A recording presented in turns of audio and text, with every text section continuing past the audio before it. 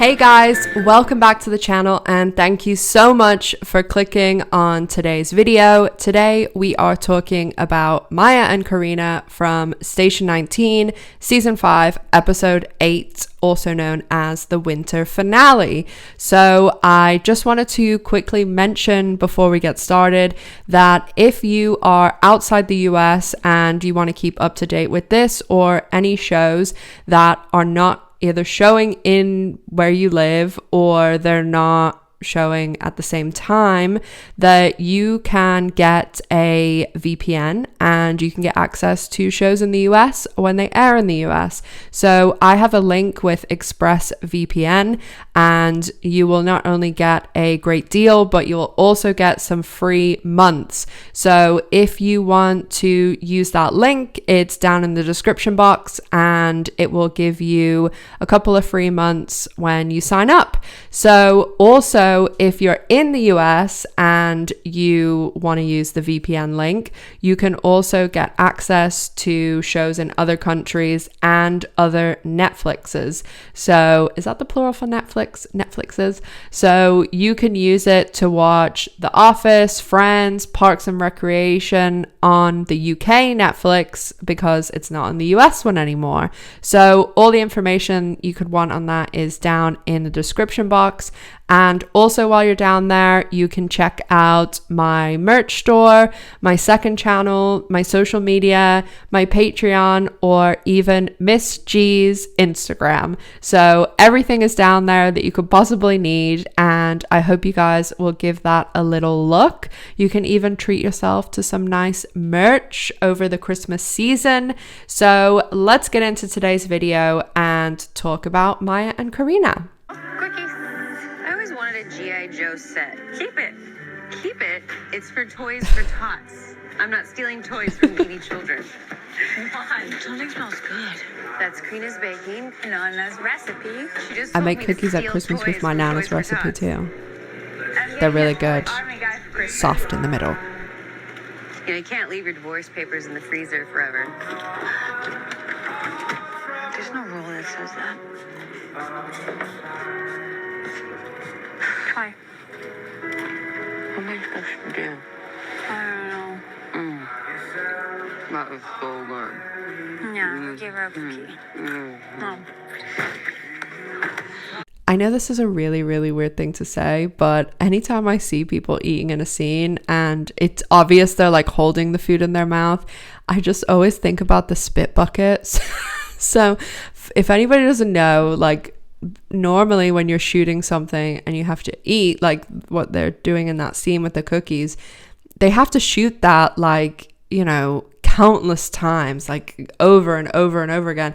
And okay, that was a pretty quick scene, but you know, if it's a scene where there's two people sitting at a table and they're eating and they have, you know, this camera on me, the camera on the person sitting opposite me, a shot here where it's both of them, then you're not only repeating the scene like 4 or 5 times, but you're doing it 4 or 5 times for each of those angles. So you're not going to eat like 15 cookies. So they have a spit bucket where they literally spit the food out. It's disgusting, but I just can never stop thinking about it because I don't know, anytime I've been on a set and people are eating, I'm always just like horrified by the spit buckets. Yes, we do.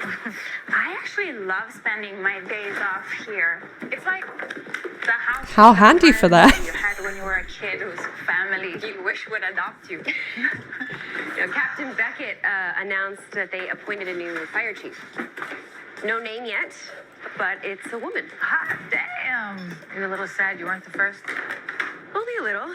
A lot of the time when they do stuff like this, like they talk about this new female fire chief like a few times in the episode, and there's like no name, no description, nothing. Like we don't see a picture of them. We don't even get a name. So normally, especially when it's so close to the hiatus and it being a really long hiatus, that they haven't cast the role yet. So because we are so close behind the filming, like they just finished this episode and they're going on break, but we normally get a Christmas break because obviously they're not filming, but it's extra long so that they can get a couple of episodes in the can and get a bit ahead of us, so we're not so behind them. And when they are going on this big break, they don't want to cast someone in November and pay them and then also close down their options, because I'm sure on a big show like this that they have to sign a contract where they won't, do anything else, and this could be for possibly like a reoccurring role, so they don't want to sign someone to that and then they're not even going to require them to be on set till January. So I think that it's more likely they probably have done auditions and then they're most likely going to cast this role in January. But when they keep stuff very vague about a character and they don't, even narrow it down to telling you who it is, unless it's a big surprise and it's a big guest star, it's normally because they haven't cast the role. With McAllister gone, I imagine they'll be wrapping up your investigation soon, so... That piece of absolute dog's crap. He buried the Yeah, investigation. jeez. I can't for the life of me get an answer from the department about when I'll receive word a year later, and he's just sneaking out the back door before closing my case. Scissors. Uh-huh. Well, with any luck, they'll come to their senses and give Beckett the boot. Carina's face. It's not the problem here. No, but he's... I think it's my mom. Poor Carina. Does she ever have free time? I'm afraid to file the papers because then that means I cut and run like my mom. And it sounds so dumb to say out loud. Like, oh, boo-hoo. My parents wounded me and all my problems are because of them. It doesn't sound dumb at all. But you're not special. We're all just undoing what our parents did to us. Oh, sing it, Carina. Isn't that the fucking truth? Having you and Maya told anyone that... Why did they need to tell anyone? Like, nothing has happened. I mean, obviously they made the decision that they're going to, but you don't need to tell everyone. I mean, tell anyone. Like, I don't have kids. I have absolutely no intention of ever having kids.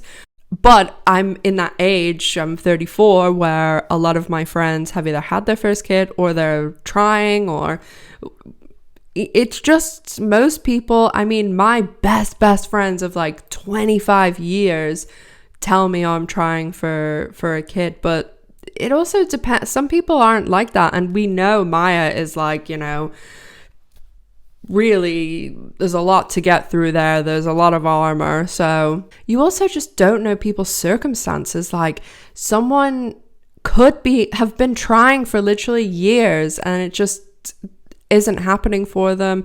And there's so many situations where you just don't know. And when it's like this, whether it's such a process, it's not like they're going to sleep together once and they're going to get pregnant. So unless like there's some magic occurring, that I don't think that until like they're actually pregnant, like, does every random person or anyone else really need to know? You're gonna have a baby.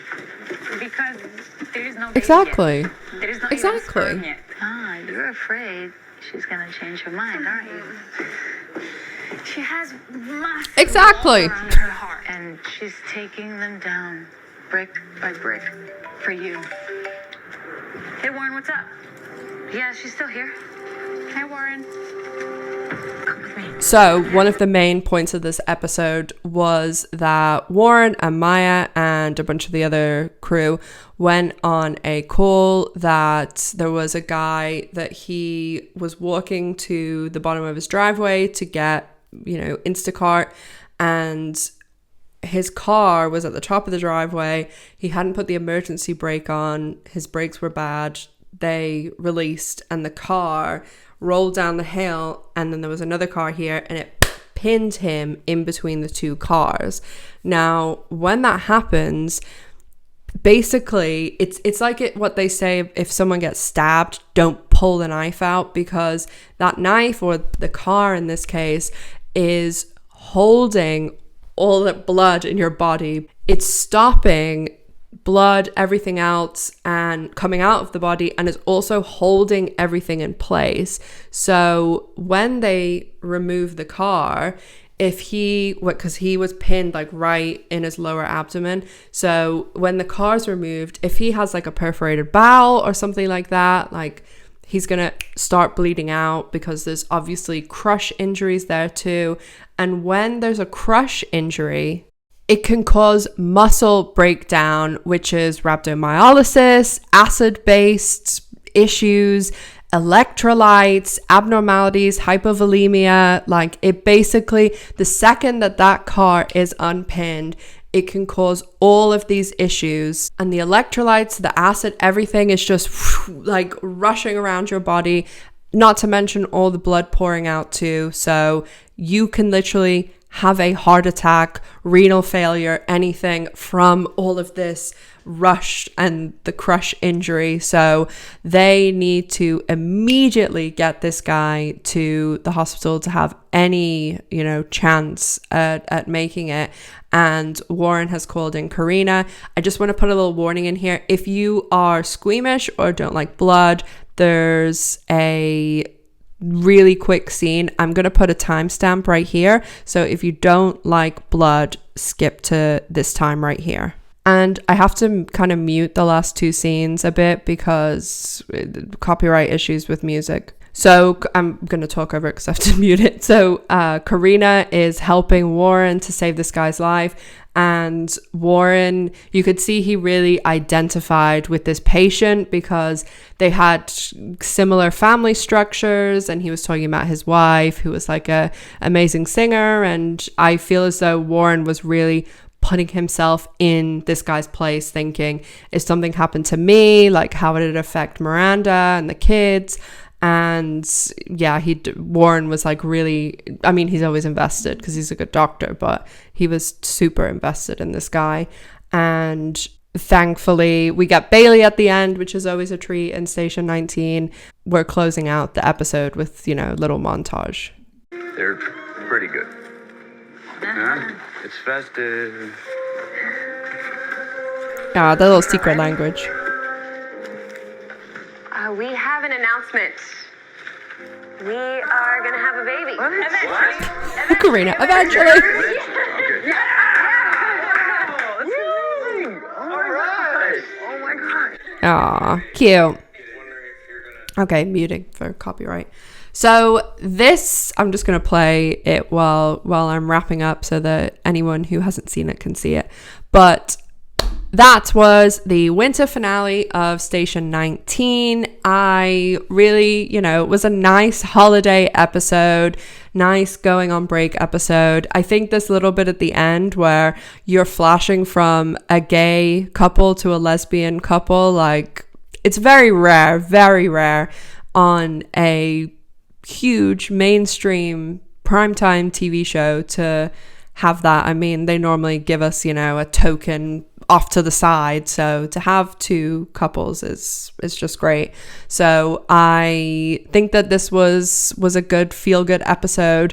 You also had the other people being helped. So I love to see it. I will hopefully be back tomorrow with Grays, but I might try and post it today and just do my day 18 video today if there's enough going on with Amelia and Kai.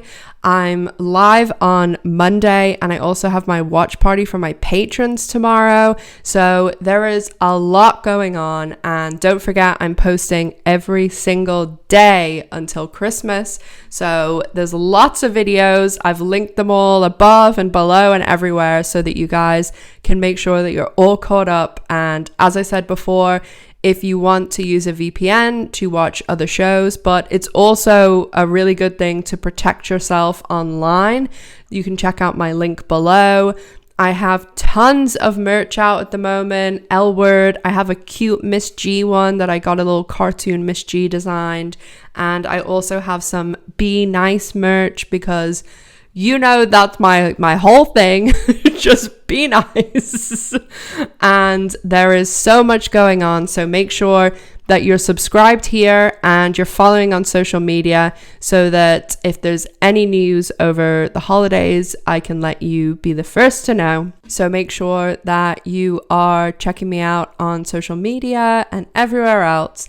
And if you only watch me for Station 19, I hope that you have a great Christmas and check out some of my other videos. You know, you might see something you like. So as always, make sure to stay safe, take care of yourselves, and I'll see you all tomorrow. Bye guys.